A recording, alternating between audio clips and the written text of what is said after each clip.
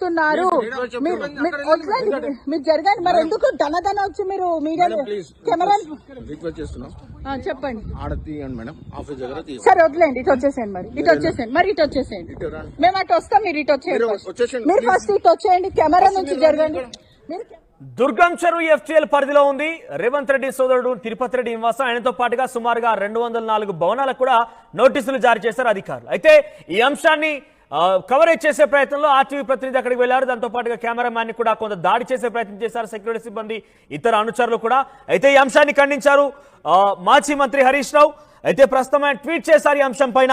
విధి నిర్వహణలో ఉన్న జర్నలిస్టులను అడ్డుకోవడం, మీడియాపై దాడి చేయడం కాంగ్రెస్ పాలనలో నిత్యకృత్యమైంది.